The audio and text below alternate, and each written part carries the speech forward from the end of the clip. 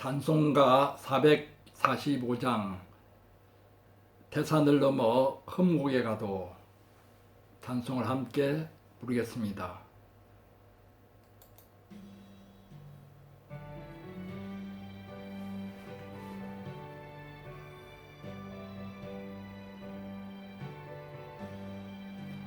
태산을 넘어 흠곡에 가도 빛 가운데로 걸어가면 주께서 항상 지키시기로 약속한 말씀 변치 않네.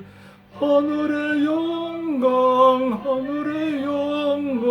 나의 맘속에 차고도 넘쳐 할렐루야를 힘차게 불러 영원히 주를 찬양하리. 캄캄한 밤에 다닐지라도 주께서 나의 길 되시고 나에게 밝은 빛이 되시네. 길 잃어버릴 염려 없네. 하늘의 영광 나의 맘속에 차고도 넘쳐 할렐루야를 힘차게 불러 영원히 주를 찬양하리.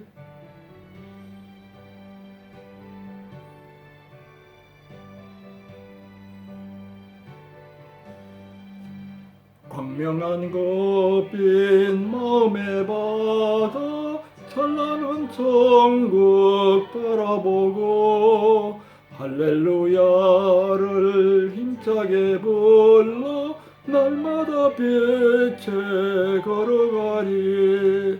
하늘의 영광 나의 맘속에 차고도 넘쳐 할렐루야를 힘차게 불러 영원히 주를 찬양하리.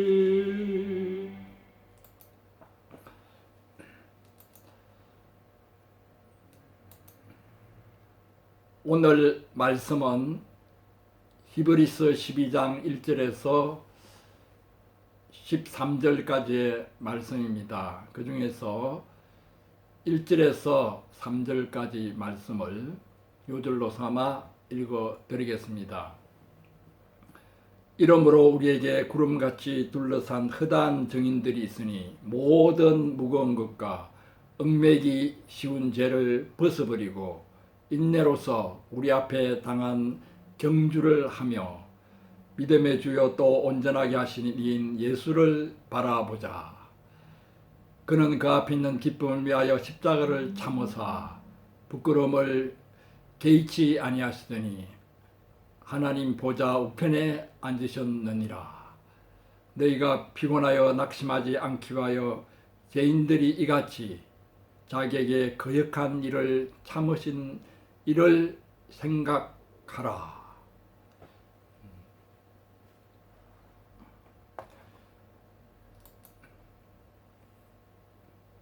오늘 말씀 제목은 하나님의 징계 이유가 되겠습니다. 하나님의 징계 이유.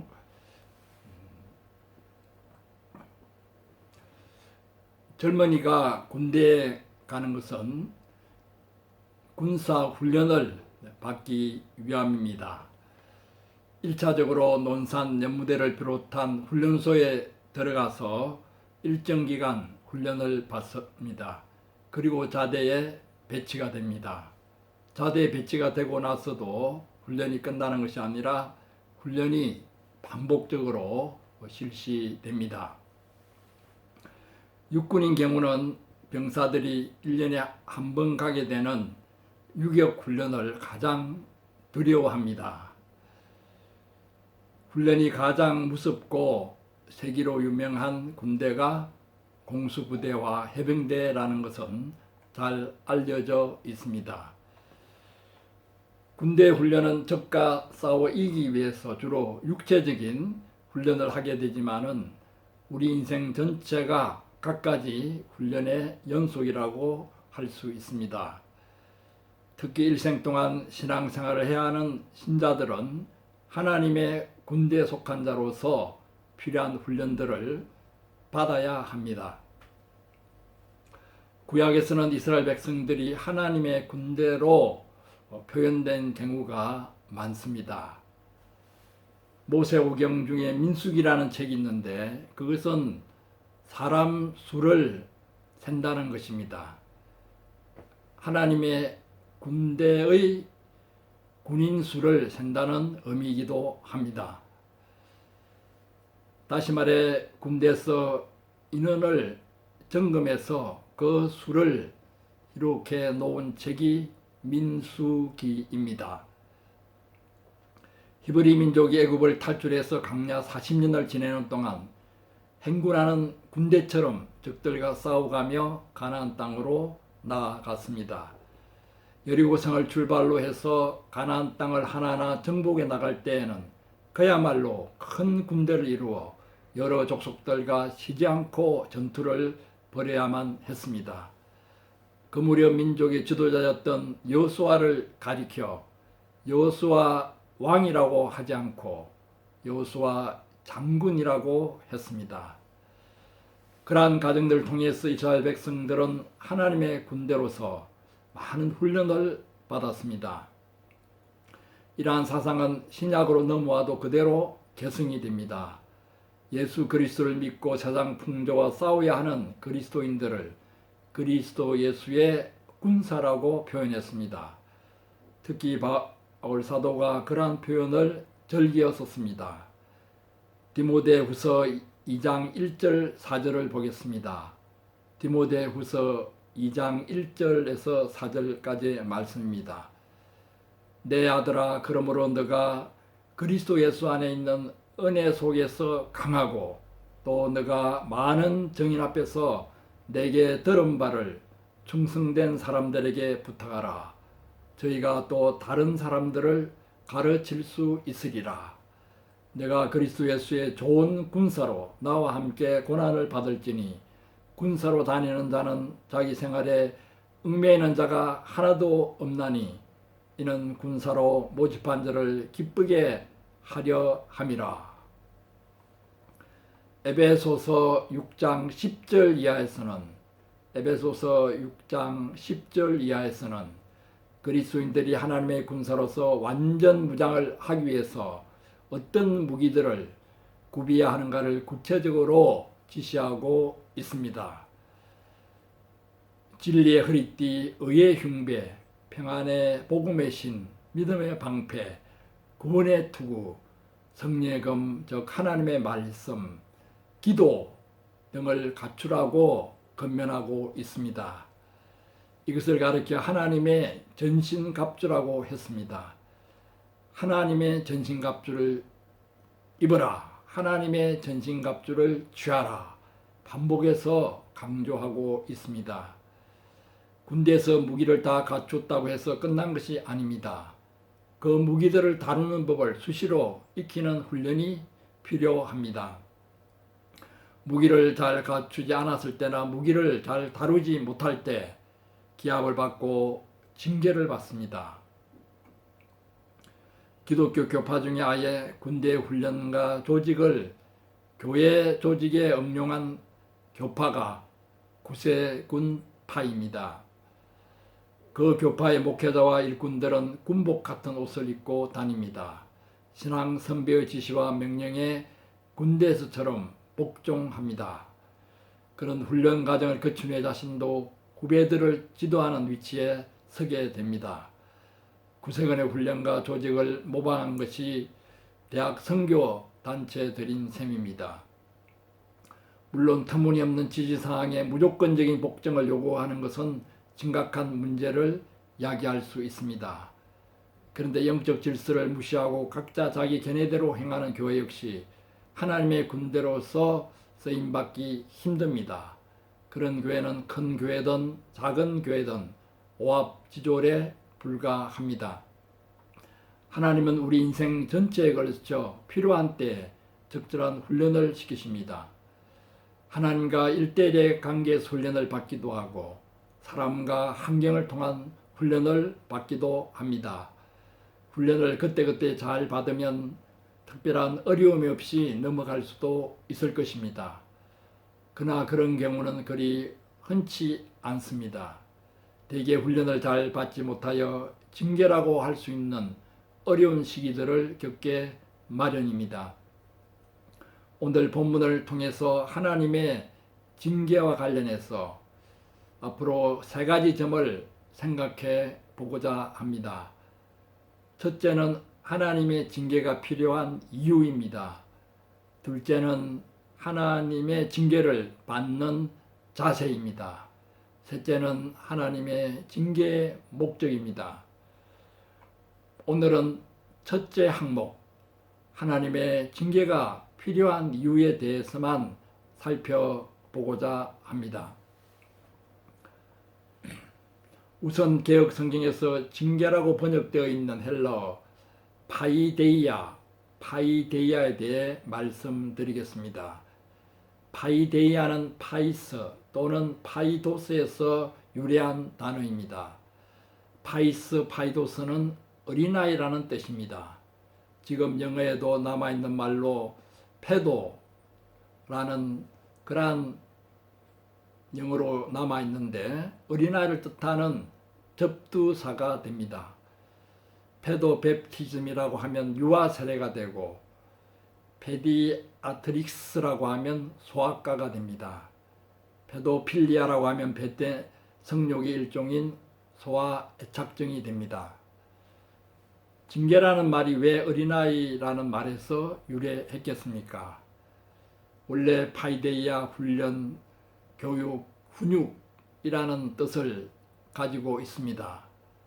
특히 어린아이를 교육하고 훈련하고 훈육한다는 뜻을 담고 있습니다. 거기서 더 나아가서 교정, 징벌, 징계라는 뜻을 가지게 되었습니다. 오늘 본문에서 파이데이아를 어떻게 번역할 것인가에 대해서 성경 번역자들이 고심한 흔적이 있습니다. 표준 새 번역에서는 그냥 훈련이라고 번역했습니다. 그런데 훈련이라고 번역된 본문을 읽어보면 어색한 점들이 있습니다. 공동 번역에서는 견책이라고 번역을 했습니다. 견책이라는 단어는 요즘 잘 쓰이지 않는 그러한 단어입니다. 킹 제임스 영어 성경에서는 체이슨이라고 번역했는데 한글 개역 성경은 징계라고 번역을 했습니다. 오늘 본문의 전체적인 흐름으로 볼 때에는 징계라고 번역을 하는 것이 나을 듯합니다.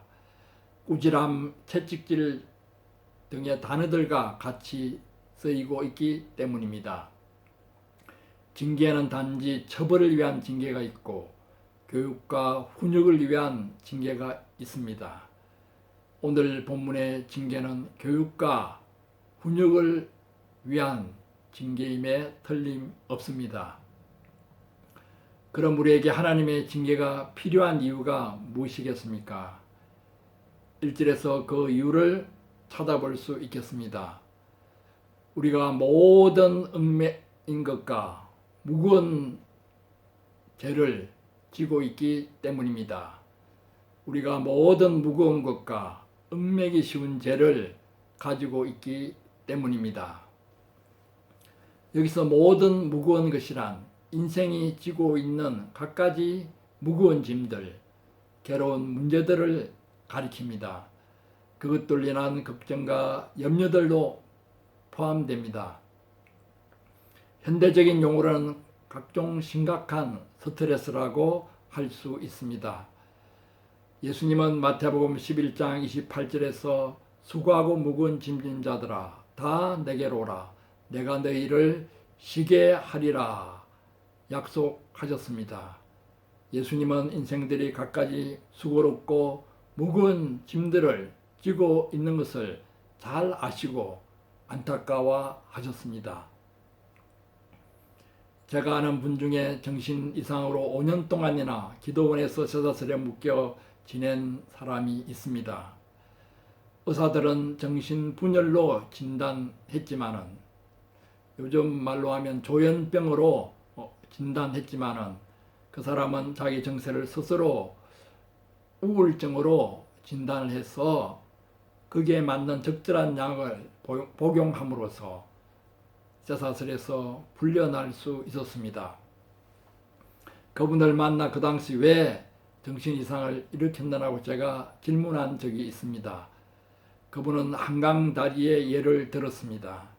한강다리가 견딜 수 있는 하중이 있는데 차들이 잘 지나다니면 하중이 분산되어서 무너지지 않지만은 차들이 한꺼번에 몰려 움직이지 않는 가운데 하중을 초과하면 다리가 무너지고 만다는 것입니다.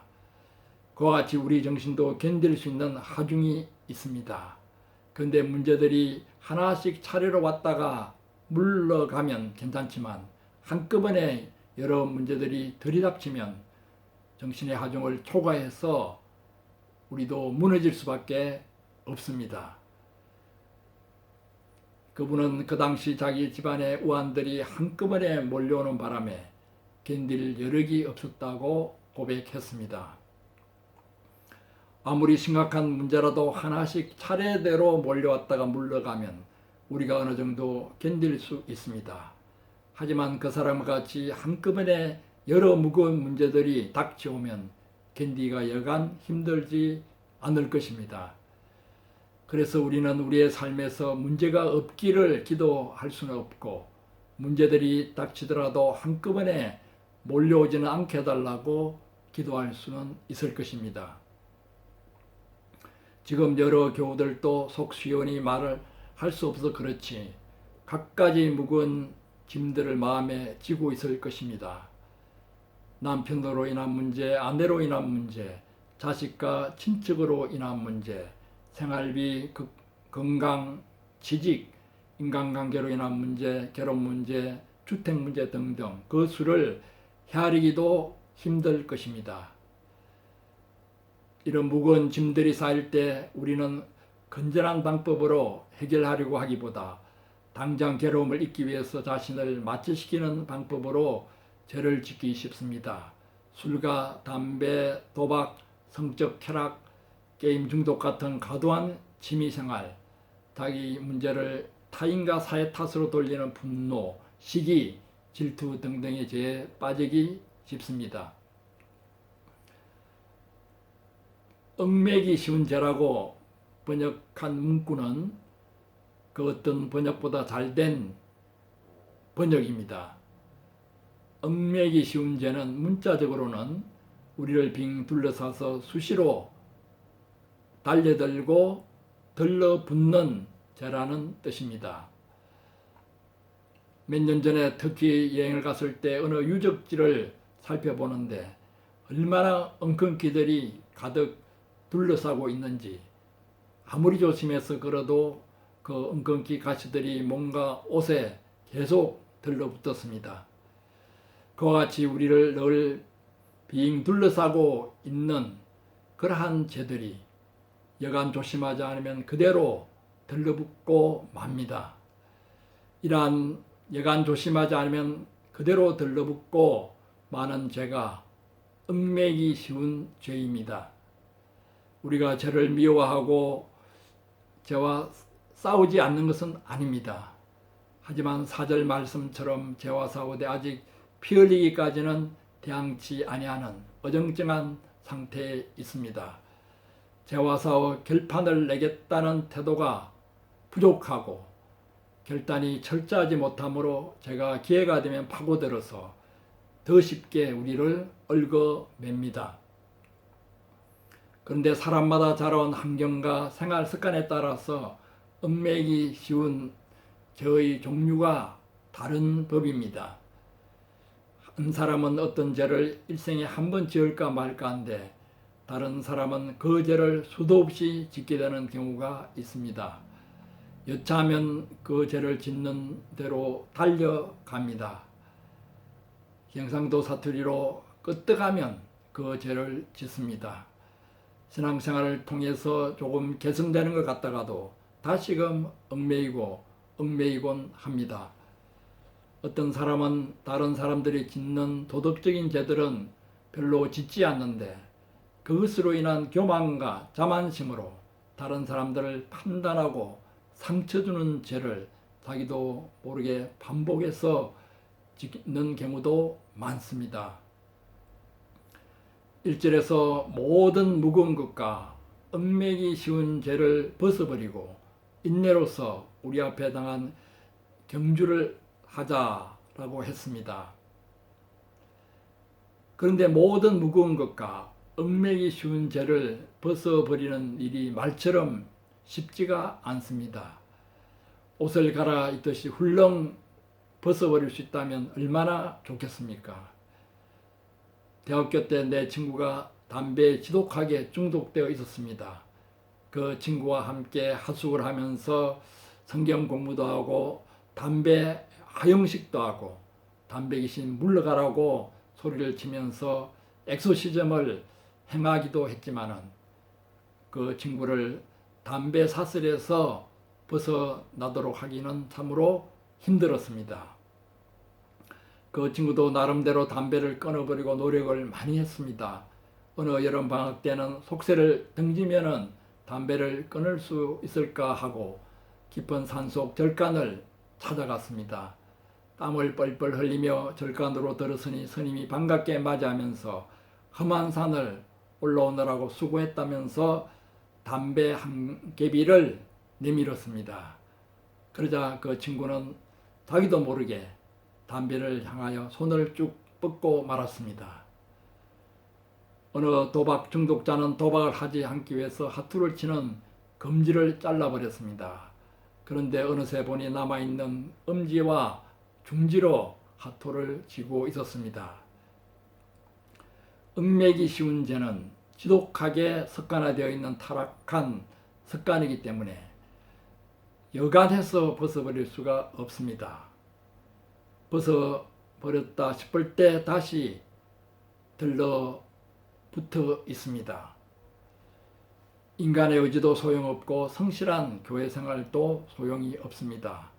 어느 목사님은 사업을 할 때 새벽 기도를 빠지지 않고 나가면서도 회사 업무와 관련해서 술에 만취되어 집으로 돌아오는 일이 많았다고 고백했습니다. 물론 그런 생활 중에 새벽 기도를 빠지지 않은 성실성이 나중에 큰 열매를 맺게 되었겠지만 그 무렵은 얽매기 쉬운 음주 습관을 새벽 기도의 힘으로도 어찌할 수 없었습니다. 얽매기 쉬운 죄가 이토록 집요하게 들러붙기 때문에 보통의 금연이나 훈계로는 죄를 벗어버리기가 힘듭니다. 비상한 조치가 요구됩니다. 하나님의 징계가 필요한 이유가 바로 여기에 있습니다. 징계를 받기 전에 인간들이 알아서 죄를 처리한다면 굳이 하나님께서 징계하실 필요가 없을 것입니다. 그러나 원죄와 제약된 본성을 가진 인간들이 크게 혼이 나지 않고는 정신을 차리지 않기 때문에 부득이 하나님의 징계가 떨어지게 됩니다. 사무엘하 7장 14절에 보면 하나님께서는 징계하실 때 사람 막대기와 인생 채찍으로 하신다고 했습니다. 그 말씀을 읽어보겠습니다. 나는 그 아비가 되고 그는 내 아들이 되리니 저가 만일 죄를 범하면 내가 사람 막대기와 인생 채찍으로 징계하려니와. 이 말씀은 하나님께서 사람을 막대기와 채찍으로 쓰셔서 징계하신다는 뜻으로 이해되기도 하고 또 하나님께서 아비가 자식을 막대기와 채찍으로 엄하게 다루듯이 징계하신 뜻으로도 해석됩니다. 두 가지 해석 다 의미가 있겠습니다. 막대기와 채찍이 사람들을 통해서 올 수도 있고 급격한 환경 변화를 통해서 올 수도 있습니다. 아내와 남편, 자식과 동료 같은 가까운 인간관계들을 통해 막대기와 채찍을 맞게 되기도 하고 사업의 실패와 건강 문제 등으로 막대기와 채찍을 맞게 되기도 합니다. 하나님께서는 막대기와 채찍으로 고집스러운 자아를 징계하시고 깨뜨리셔서 결국 모든 무거운 것과 얽매기 쉬운 죄를 부셔버리도록 하십니다. 이 모든 과정을 나중에 돌아볼 때 놀라운 구세주의 섭리와 능력을 찬양하지 않을 수 없습니다. 하나님의 징계를 통해서 한 사람의 인격과 성품이 변화되는 일이야말로 기이하고 놀라운 기적입니다. 우리가 하나님의 징계를 느낄 때 그 이유를 생각하고 거기에 집중함으로써 신앙의 성장, 인격의 성장을 이루는 계기로 삼아야겠습니다. 지금 전 세계가 어떤 징계 속에 빠져 있는 듯한 느낌이 듭니다. 이 징계 시절, 이 어려운 시절 통해서 우리 자신을 돌아보고 우리 교회를 돌아보고 우리 가정을 돌아보고 사회를 돌아보고 고칠 점이 없는지 얽매긴 쉬운 죄에 매여 있었던 것은 아닌지 스스로 반성하고 성장하는 오히려 유익한 기간이 되기를 축원합니다. 아멘.